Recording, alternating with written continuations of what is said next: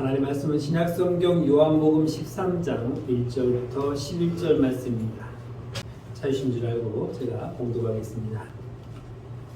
6월절 전에 예수께서 자기가 세상을 떠나 아버지께로 돌아가실 때가 이른 줄 아시고 세상에 있는 자기 사람들을 사랑하시되 끝까지 사랑하시니라. 마귀가 벌써 시몬의 아들 가룟 유다의 마음에 예수를 팔려는 생각을 넣었더라. 저녁 먹는 중 예수는 아버지께서 모든 것을 자기 손에 맡기신 것과 또 자기가 하나님께로부터 오셨다가 하나님께로 돌아가실 것을 아시고 저녁 잡수시던 자리에서 일어나 겉옷을 벗고 수건을 가져다가 허리에 두르시고 이에 대야에 물을 떠서 제자들의 발을 씻으시고 그 두르신 수건으로 닦기를 시작하여 시몬 베드로에게 이르시니 베드로가 이르되 주여 주께서 내 발을 씻기시나이까. 예수께서 대답하여 이르시되 내가 하는 것을 내가 지금은 알지 못하나 이후에는 알리라. 베드로가 이르되 내 발을 절대로 씻지 못하시리이다. 예수께서 대답하시되 내가 너를 씻어주지 아니하면 네가 나와 상관이 없느니라. 시몬 베드로가 이르되 주여 내 발뿐 아니라 손과 머리도 씻어 주옵소서. 예수께서 이르시되 이미 목욕한 자는 발밖에 씻을 필요가 없느니라. 온 몸이 깨끗하니라. 너희가 깨끗하나 다는 아니니라 하시니 이는 자기를 발자가 누구인지 아심이라. 그러므로 다는 깨끗하지 아니하다 하시니라. 아멘. 예수님의 공적인 사건의 모든 기록은 요한복음 12장에서 끝났습니다. 이제 13장부터 예수님이 부활하시고 승천하기 전까지의 그 시간은 13장부터 마지막까지 기록되어 있습니다. 오늘은 예수님께서 잡히시던 마지막 그 주간, 고난의 주간이라고 우리는 기억하고 있습니다. 그날의 목요일날 저녁에 예수님께서 제자들과 마지막 성찬을 나누시며 또 세조식을 행하시는 그러한 모습에서 나타난 일입니다. 예수님은 마지막 시간을 제자들과 함께하면서 그의 삶을 제자들에게 보여주셨고 그렇게 살기를 원하셨습니다. 왜냐하면 예수님의 삶이 우리에게 중요한 것은 예수님이 이 땅에 오셔서 행하실 일을 우리는 크게 두 가지로 생각해 볼 수 있습니다. 첫째는 예수님께서 우리를 구원하시기 위해서 대속제물로 희생제물로 이 땅에 오셔서 우리를 구원해 주시는 것이 주님의 첫 번째 사명이라면, 두 번째는 그가 행하시는 모든 삶의 모범을 보여서 우리로 하여금 그런 삶을 살 수 있도록 친히 보여주시고 행해 주셨다는 것을 알 수 있습니다. 그러면 예수님이 원하시는 예수님의 삶, 우리는 어떻게 살아야 되는지 오늘 본문의 말씀을 통해서 함께 그 삶을 살펴보고자 합니다. 먼저 1절을 다시 한번 보겠습니다. 6월절 전에 예수께서 자기가 세상을 떠나 아버지께로 돌아가실 때가 이른 줄 아시고 세상에 있는 자기 사람들을 사랑하시되 끝까지 사랑하시니라고 말씀하고 있습니다. 예수님은 우리가 어떻게 살아가기를 원하시냐? 끝까지 사랑하기를 원하신다고 말씀하고 있습니다. 우리가 닮아야 할 예수님의 삶의 모습입니다. 앞으로 예수님의 남은 삶의 모습은 우리를 끝까지 사랑하시는 그런 모습을 친히 보여주셨음을 알 수 있습니다. 그 이유를 보면 이렇습니다. 2절에 보면 마귀가 벌써 시몬의 아들 가룟 유다의 마음에 예수를 팔려는 생각을 넣었다라고 말씀하고 있습니다. 지금까지 가룟 유다는 예수님과 함께 동고동락하며 살았습니다. 그런데 마귀는 그 가룟 유다의 마음속에 너는 예수를 팔아서 예수를 배반하라고 하는 이 마음을 심어 주었다는 것입니다. 예수님의 12제자 중에 그 누구도 예수님으로부터 자유로운 자가 없습니다. 그들은 예수님이 잡혀 십자가에 못 박힐 때에 다 떠나갔던 자들입니다. 베드로가 뭐라고 말했습니까? 다른 사람이 다 함에도 남자는 의리! 그래서 나는 주님이 죽는 자리에 나는 끝까지 같이 가겠습니다 하고 포기 당당하게 예언을 자기 마음을 표현했지만 그는 예수님을 부인하고 저주하며 도망갔습니다.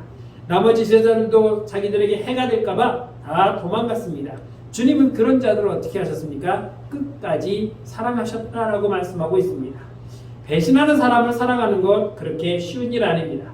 여러분 지금까지 살아오면서 누군가로부터 한 번쯤은 배신을 당한 적이 있을 것입니다. 배신당했다고 생각되는 그 순간 저 인간이 나를 배신해? 내가 지한테 어떻게 했는데? 라는 것을 생각하면서 몸을 떨고 이를 갈며 온갖 쓰지 못하는 육두문자 지금까지 자기가 들어왔던 모든 욕을 다 쏟아부으며 저주합니다. 그 인간을 가다가 벼락을 맞아 죽어라. 네가 온전히 죽을 줄 아느냐 하면서 앞으로 일어나지도 않은 저주까지 막 퍼붓습니다. 왜 그렇습니까? 그가 나를 배신했기 때문에. 배신당한 내가 너무나도 화가 납니다. 내가 그동안 지를 위해서 해준 것, 뭐 잘해준 것도 특별히 없지만 그래도 내가 지를 한 번 더 생각했다는 거, 하다못해 부침개를 한 장 붙여서 갖다 줬다는 것까지 생각하면서 내가 지한테 어떻게 했는데 나한테 그럴 수가 있냐 하면서 막 화를 냅니다. 그런 배신자를 어떻게 사랑할 수 있겠습니까? 내가 눈에 흐르게 들어가면 들어갔지, 내가 그냥 죽으면 죽었지, 내가 저 인간을 다시 보면 내가 사람이 아니라 멍멍이 새끼다 하면서 온갖 저주를 다 퍼붓습니다. 그것이 얼마나 화가 나는 일인지 우리는 너무나도 잘 알고 있습니다. 예수님의 제자들은 예수님을 그렇게 쫓아다녔지만 결국에 예수님을 배반하고 다 도망갔던 자들인데 주님은 그들을 어떻게 하셨습니까? 끝까지 사랑하셨다라고 말하고 있습니다. 끝까지 사랑한다고 하는 거 얼마나 힘든 일인지 아마 우리 스스로는 더 잘 알 것입니다. 말씀을 준비하면서 생각해 봤습니다. 배신한 사람을 내가 끝까지 사랑한다는 거 못할 것 같습니다. 그런데 이 생각이 들었습니다. 그러면 네가 사랑할 사람은 제대로 사랑하고 있냐? 라는 질문이 저한테 뚝 던져졌습니다.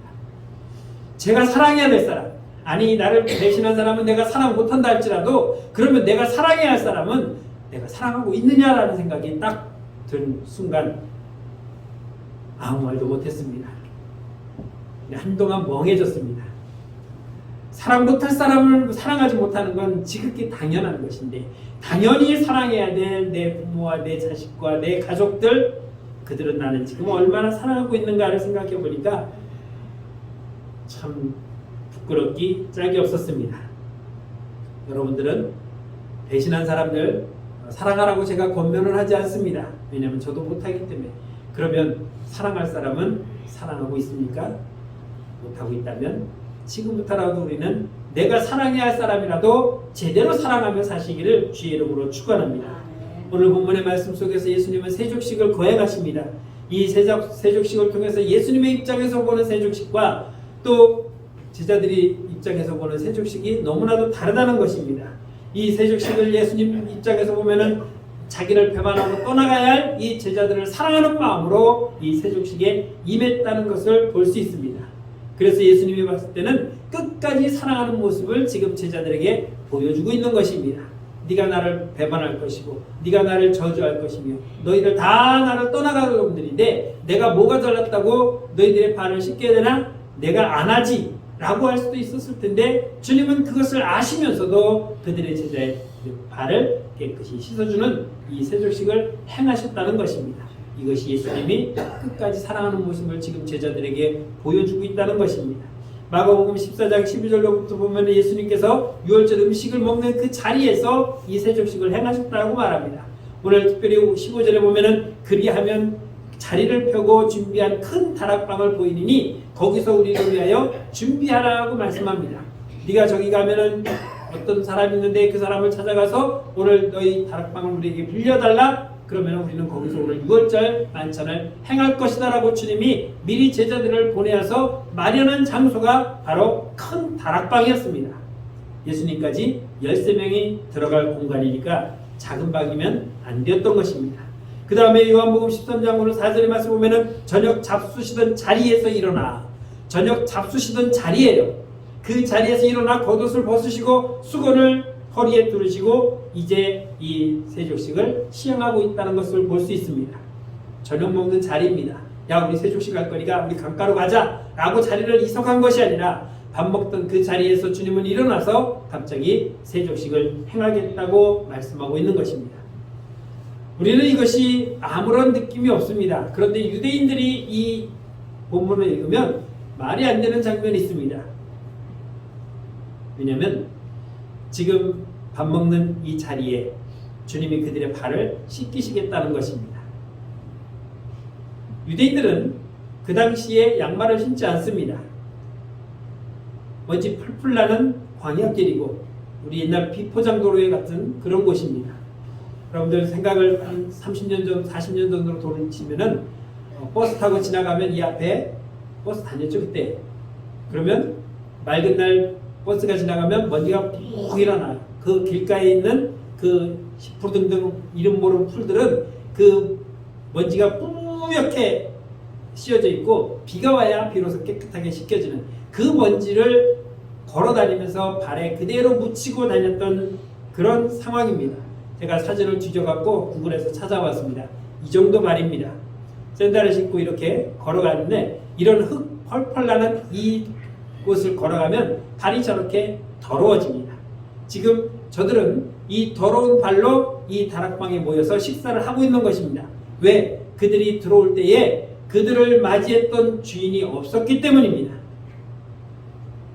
그러니까 저 더러운 발로 지금 손도 씻지 않고 이 자리에서 밥을 먹고 있는데 그 자리에서 주님은 세족식을 행하겠다고 말하고 있는 것입니다. 그러면 발은 누가 씻겨주냐? 물은 어떻게 할 것인가? 지금 있는 장소가 어디라고요? 다락방이에요. 다락방은 1층입니까? 2층입니까? 2층이에요. 계단을 타고 올라가야 되는 곳입니다. 그러면 2층에 지금 욕실이 있어서 수도가 잘 나오죠? 그 자리에서 발을 씻겨주려면 어떻게 해야 됩니까? 누군가는 내려가서 대야에 물을 떠가지고 와야 되는데 아무도 물을 떠왔다는 기록이 없습니다. 마태, 마가, 누가, 요한복음에 아무도 예수님이 물을 떠왔다는 말도 없지만 예수님이 대야를 가지고 와서 씻겼다는 말은 있지만 누가 가서 물을 떠왔다는 말은 없다는 것입니다. 왜 없냐? 이 발은 누가 씻겨줍니까? 없는 집 같으면 주인이 직접 씻겨줘요. 그런데 있는 집 같으면 그 집에 하인이 가서 물을 떠다가 손님의 발을 씻겨주고 주인이 나갔다 들어오면 씻겨줘야 돼요. 하인이 없을 정도면은 집안의 제일 꼬레비, 야 막내야 너 물 떠다가 저 손님 발 좀 씻겨드려라. 손 씻을 물도 갖다 드려라. 그러면 제자들이 왜 안 움직였겠습니까? 누군가 내려가서 물을 떠오면 그 사람은 뭐예요? 12번째 서열이에요. 이해가 되셨습니까? 물을 뜨러 내려가는 것이 겸손이 아니라 야 쟤는 우리 중에 제일 꼬레비야. 그래서 아무도 움직이지 않고 있다는 것입니다.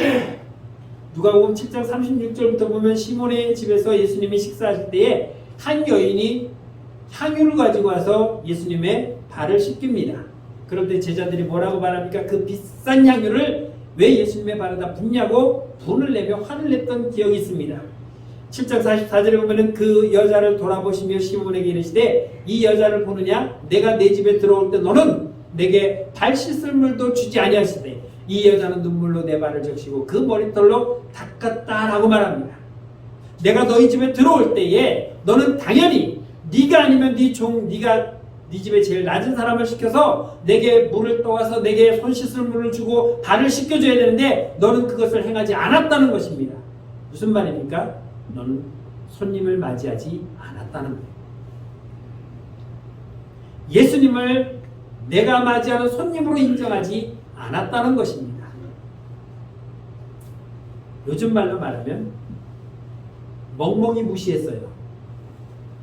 여러분 누구네 집에 갔는데 웬일이야 어서와 하고 맞이하는 것과 시어머니가 아들네 집 갔는데 띵동 그래서 며느리가 문을 당겨 잘 있었냐? 어머니 왜 왔어요? 어머니 어서 오세요. 어떻게 오셨어요? 하는 게 아니라 땅년들이 아가 너 잘 있었냐? 어머니 왜 왔어요? 기분이 좀 어때요? 왜 왔어요? 하는 말과 어서 오세요 라는 말이 듣는 입장에서는 어서 오세요 하면은 그래 또 나를 맞이하는구나 라는 마음이 있을 텐데 왜 왔어요? 그러면 내 아들 집에 내가 오는데 네가 뭔 상관이냐? 나오는 말이 그 말밖에 더 있겠어요? 너는 그래 시어미가 왔는데 왜 왔냐고 그렇게 물어봐야 되냐? 하고 쏘아붙이는 좀 직설적인 어머니도 계시겠지만 맞이하는 태도가 잘못되었다는 것입니다. 손님이 오면 당연히 제일 먼저 손 씻을 물과 발 씻을 물을 가져다가 씻겨줘야 되는데 그것을 하지 않았다는 것입니다. 그런데 지금 그걸 누가 합니까? 예수님께서 하고 계십니다. 겉옷을 벗으시고 수건을 허리에 동이시며 대야에 물을 떠다가 지금 제자들의 발을 씻겨주겠다고 하는 것입니다. 12명 다 씻어 주셨을 것입니다. 그런데 그 누구도 일어나서 주님, 제가 물 떠오겠습니다. 제가 대신 해드리겠습니다. 라는 말을 하고 있지 않다는 것이죠. 마태복음 20장 20절 21절에 보면 예수님께서 예루살렘에 십자가를 지시기 위해서 가시는데 제자들은 오해했습니다. 뭘 오해했죠? 그분이 와서 왕으로 와서 이 나라를 해방시켜주고 우리는 그 왕이 되신 주님 밑에서 한 자리씩 차지하고 살아갈 것에 부푼 꿈을 가지고 있었습니다. 그래서 세베대의 어머니가 예수님께 와서 무엇을 합니까? 청탁을 합니다. 20장 20절에 보면은 그때 세베대의 아들의 어머니가 그 아들들을 데리고 예수께 와서 절하며 무엇을 구하니 예수께서 이르시되 무엇을 원하느냐 이르시되 나의 이 두 아들을 주의 나라에서 하나는 주의 우편에 하나는 좌의 우편에 앉게 하소서. 당신이 이 나라를 다스릴 구세주 메시아라고 했으니까 그때에 내 아들을 하나는 좌편에 하나는 우편에 앉으셔서 당신의 신하로 높은 자리에서 나라 일을 볼 수 있도록 도와주십시오라고 합니다. 그래서 예수님이 24절에서 이렇게 말합니다. 그때 제자들이 제자가 듣고 2명 빼고 제자가 듣고 그 두 형제에게 대하여 분이 여겼다라고 말하고 있습니다. 지금 우리는 거의 비슷한 시기에 예수님의 제자들이 되어서 지금까지 예수님을 따라다녔는데 어느 날 갑자기 내 두 아들을 주의 하나의 우편에 하나의 좌편에 그럼 나머지 10명은 그 밑에 쭈루룩 야! 네가 뭔데 예수님 좌편에 앉아? 네가 뭔데 예수님 우편에 앉아? 네가 나보다 나이가 많아 나보다 배운 게 많아 네가 먼저 왔어? 내가 먼저 왔어? 따지고 난리가 난 거죠. 누가 크냐? 네가 크냐 내가 크냐? 지금 제자들은 그런 마음으로 지금 함께 동고동락해왔던 그 상황에서 누군가 물을 들어가야 된다면 일어나는 그 사람이 이제 큰 자가 아니라 맨 마지막 12번째 서열로 스스로 찍게 되는 것입니다. 예수님께서 뭐라고 말씀하시냐면 너희 중에는 그렇지 않아야 하느니 너희 중에 누구든지 크고자 하는 자는 너희를 섬기는 자가 되고 너희 중에 누구든지 으뜸이 되고자 하는 자는 너희의 종이 되어야 하리라. 인자가 온 것은 섬김을 받으려 함이 아니라 도리어 섬기려 하고 자기 목숨을 많은 사람들의 대속물로 주려 함이라고 말씀하고 있습니다.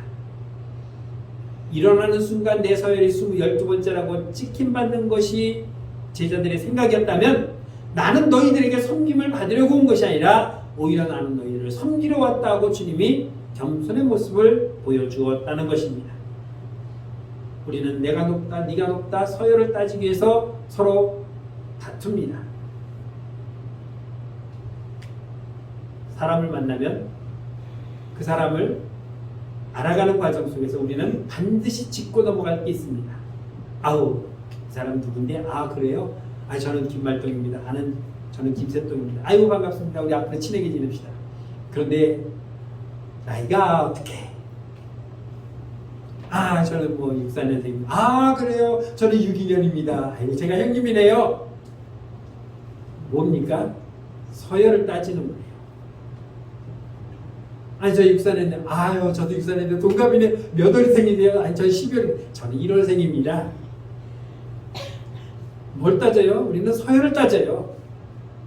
같은 달이면 며칠이냐고 물어보고 같은 날이면 몇 시에 태어났냐고까지 물어봐요. 우리는 그것을 굉장히 중요하게 봅니다. 왜? 나는 너보다 높다라는 것을 인지하고 싶은 것입니다. 그러니 지금 제자들은 평소에 지내던 사이도 있지만 생판 모르는 사람들이 모여서 있기 때문에 지금 서열을 따진다는 것은 이 한 번 찍힌 그 서열은 웬만해서는 뒤바뀌지 않기 때문입니다. 예수님은 이 자리에서 손도 씻지는 않았지만 떡을 떼어주며 이 떡은 내가 주는 내 살이라고 말씀하죠.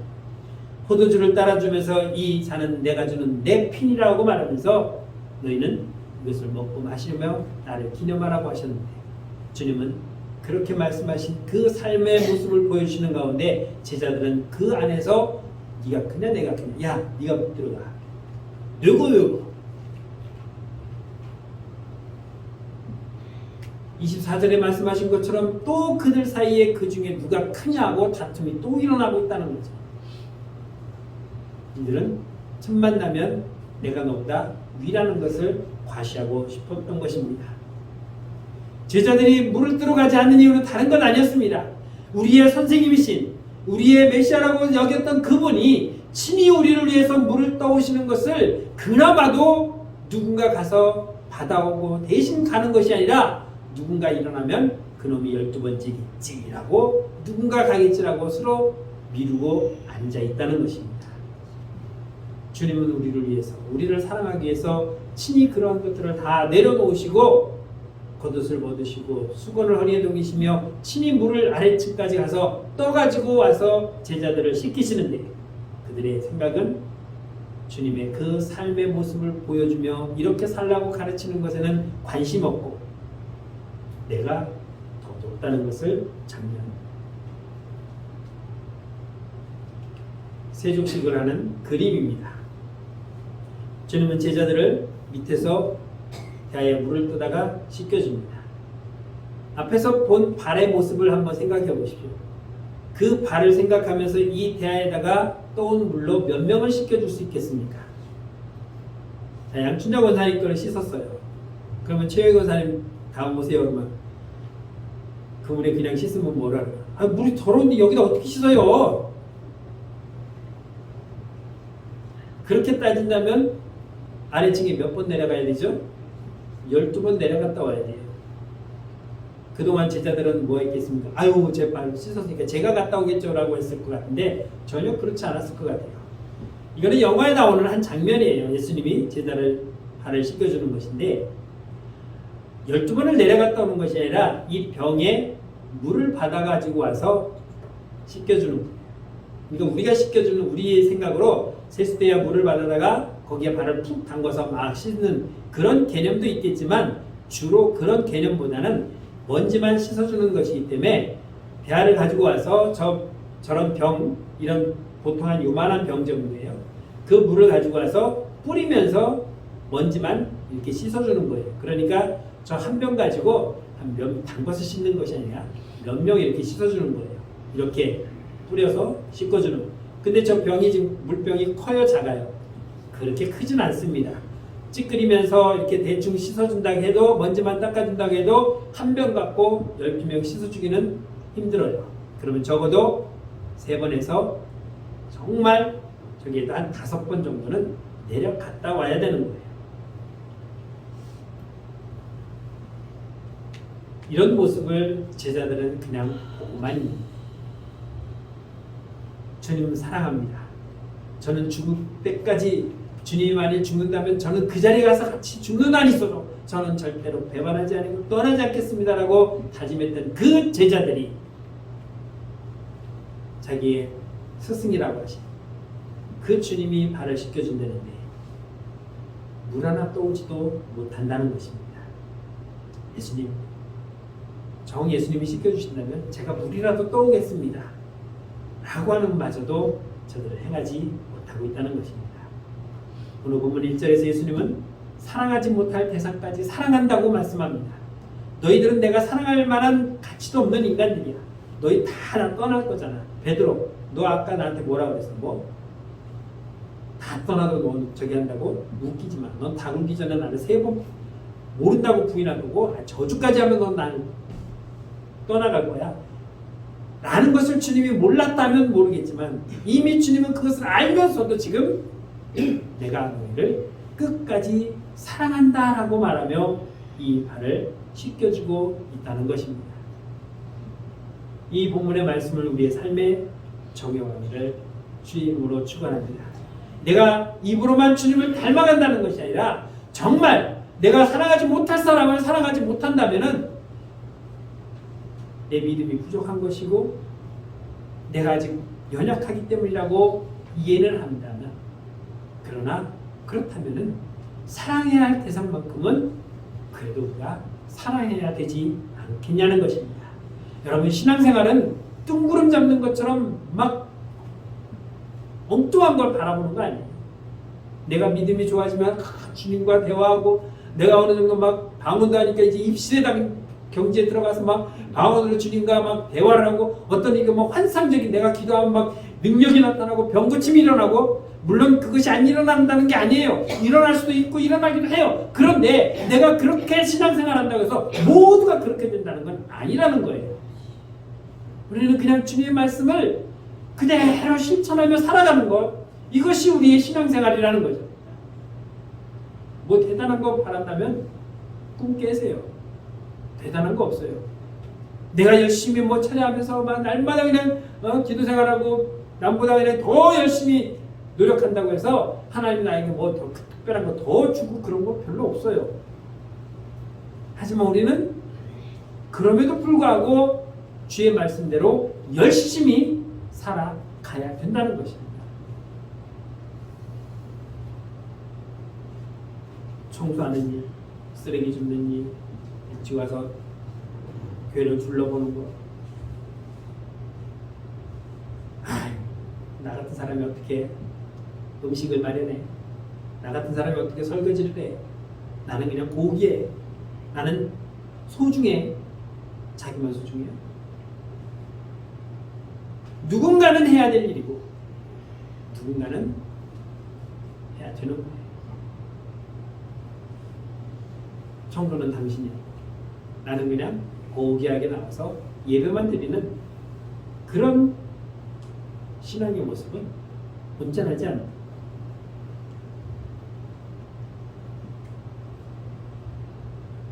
한 가지 한번 생각해 봤습니다. 12명의 발을 다 씻어주셨어요.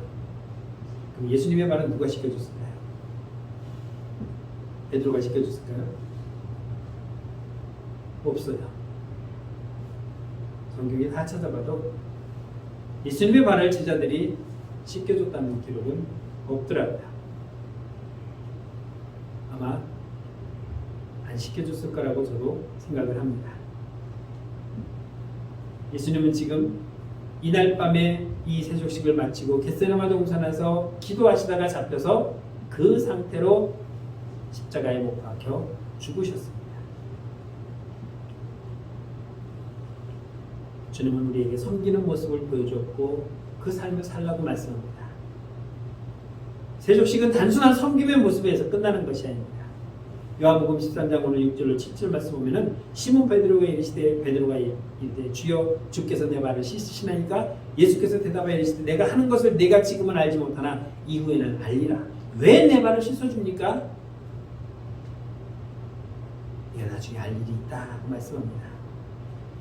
지금 섬기는 것이 너희들 생각에는 낮아지는 거라고 생각하지만 섬기는 일에 낮아지지 않으면 절대로 섬길 수 없는데 그들은 높은 자리에서 섬기려고 행하고 있는 것입니다. 그래서 베드로가 뭐라고 말합니까? 내 발을 절대로 못 씻깁니다. 그래서 주님이 내가 너를 씻어주지 않으면 너는 나와 상관이 없다라고 아주 무서운 말로 얘기하십니다. 그러니까 베드로가 헐떡 놀라서 그러면 내 발뿐 아니라 손과 머리도 씻어주십시오라고 하니까 주님이 말씀하시기를 이미 목욕한 자는 발밖에 씻을 필요가 없느니라고 말씀합니다. 우리는 예수 그리스도로 말미암아 목욕한 자들입니다. 그렇다면 이제 목욕을 했으니까 요즘은 맨날 샤워하지만 옛날에는 목욕 한 번 하는 게 그렇게 쉬운 게 아니잖아요. 저 어렸을 때도 보면 평균적으로 계산해 보니까 한 달에 한 번 정도 가는 거였어요. 진짜 조금 사는 집은 일주일에 한 번 가지만 목욕을 그렇게 자주 안 해요. 집에서 날마다 손발만 씻으면 돼요. 먼지 묻은 것만 씻으면 돼요. 우리는 이미 주의 보혈로 피로 말미암아 깨끗이 씻음을 받았기 때문에 이제 우리에게는 손 씻을 일만 남아있고 발 씻을 일만 남아있는 것입니다. 내가 너희를 구원했지만 너희가 나를 배반하고 떠나는 일은 돌아와 회개함으로 발을 씻는 것이고 용서의 은혜를 얻는 것이라고 말씀하고 있는 것입니다. 우리는 주의 샘물과 같은 보혈로 정결하게 씻음받은 자들입니다. 그것을 오늘 주님은 우리에게 본을 보여주셨습니다. 요한복음 14장 15절 말씀 보면은 내가 너희에게 행한 것 같이 너희들 행하게 하려 하여 본을 보였느니라. 그냥 내가 이것을 행한 것이 아니라 내가 이렇게 한 것처럼 너희도 가서 누군가의 발을 씻겨주라는 것입니다. 섬기라는 것입니다. 우리가 발을 씻겨주려면은 그 사람은 목욕을 한 사람이어야 됩니다. 나는 목욕 갈 건데 이리 와, 발 씻고 가. 그렇게는 하지 않잖아요. 나 오늘 목욕 갈 건데 세수하고 가. 나 머리 감을 건데 너 오늘 목욕 간다며. 근데 왜 머리 감어? 목욕탕 가서 감지. 당연하잖아요. 우리는 목욕 안 한 사람들이 있는데 이리 와, 내가 발 씻겨줄게. 그게 우선이 되는 게 아니에요. 그들이 목욕할 수 있도록 우리는 그들을 주님 앞에 인도하는 삶이 되어야 하는 것입니다. 그렇게 그들이 목욕을 하고 난 뒤에 우리는 그들의 발을 씻어주며 섬기는 삶으로 나아갈 때에 주님의 삶을 우리가 배워 나갈 수 있는 것입니다. 삶의 작은 일에도, 삶의 한 줄이라도 정말 주님을 닮기 원하는데, 주님 사랑합니다. 나는 주님을 사랑합니다. 나는 주님을 열심히 전하고 있습니다. 전 죽기까지 사랑합니다. 말은 그렇게 하지만 주님이 하신 말씀의 그 한 절이라도 우리가 과연 지키고 있는지, 주님은 우리에게 큰 기대하지 않습니다. 말씀 한마디 한마디를 기억해서 그 한마디 한마디의 삶을 살아가는 것. 주님은 우리에게 말씀하시면서 오죽 안 들으니까 친히 몸으로 보여주면서 이렇게 하는 것이다. 이렇게 하는 것이다. 그렇게 우리에게 가르쳐 주시는 거예요. 그렇게 하면은 내가 낮아지는 것처럼 보여질까 봐, 내가 무시당하지 않을까 염려하면서 그렇게 하기를 싫어하고 있습니다. 그러면서 뭐라고 말합니까? 나는 주님 닮기 원합니다. 찬양돼요. 사랑의 주님 닮기 원하네. 말씀도 알고 찬양도 하지만 삶은 전혀 사랑하지 않습니다. 앞에서 말씀드렸던 것처럼 내가 원수를 사랑하는 것은 힘든다면 당연히 사랑해야 할 사람마저도 사랑할 수 있는, 그 사랑해야 할 사람만이라도 제대로 사랑할 수 있는, 그래서 주의 말씀을 조금이라도 따라 살 수 있는 삶의 모습이 되기를 주의 이름으로 축원합니다. 찬양하겠습니다.